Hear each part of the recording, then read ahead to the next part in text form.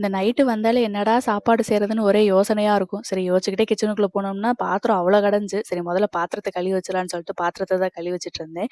அப்புறம் பார்க்கையில வேர்க்கடல இருந்துச்சு. அட இவன எப்படா வாங்கணுன்ற மாரி தான் இருந்துச்சு. சரின்னு வேர்க்கடலைய வறுத்து சட்னி வச்சலான்னு சொல்லிட்டு அத தான் வறுத்து வச்சுட்டுருந்தேன். அப்புறம் ஒரு யோசனை ரொம்ப நேரம் வதக்கிக்கிட்டு இருக்கையிலே என்னமோ ஒண்ணு மறந்துட்டோமே அப்படின்னு யோசனை பண்ணிக்கிட்டு இருக்கையில தான் தெரியுது. ஆஹா! பட்டவத்த போடவே மறந்துட்டோம். அதான் என்னடா அப்படின்ட்டு யோசிச்சுட்டே இருந்தேன். சரின்னு பட்டவத்துல போட்டு அதையும் வதக்கி வச்சுட்டு அப்புறம் கொஞ்ச நேரம் கூட பாப்பா கூட விளாண்டுட்டு இருந்தேன். அப்புறம் அவளுக்கும் வந்து பசி வந்துருச்சு. அவளும் வந்து அம்மா, அம்மான்னு பின்னாடியே சுத்திட்டே இருந்தா. அப்புறம் எனக்கும் பாப்பாக்குமே சேர்த்தே வந்து தோசைய ஊத்திட்டோம். தோசைய ஊத்திட்டு அவளுக்கும் ஊட்டி விட்டுட்டு நானும் வச்சு சாப்பிட்டுட்டு இருந்தேன். அப்புறம் என் வீட்டுக்காரர் வந்தோனே சூடா ஊத்தி குடுத்துடலாம்னு நெனச்சோம்னா, அவர் வந்தோனே ஒரு வார்த்தை சொல்றாரு கேளுங்களேன். நைட்டுக்கு என்னப்பா வச்சிருக்க சாப்பிட? தோசை, நிலக்கடலை சட்னி. இப்ப பாரு தோசை இட்லினே வைக்காதடா, ஏதாவது டிஃப்ரெண்டா வைடா. அடேங்கப்பா! தோசை ஊத்துறது பெரிய கஷ்டமா?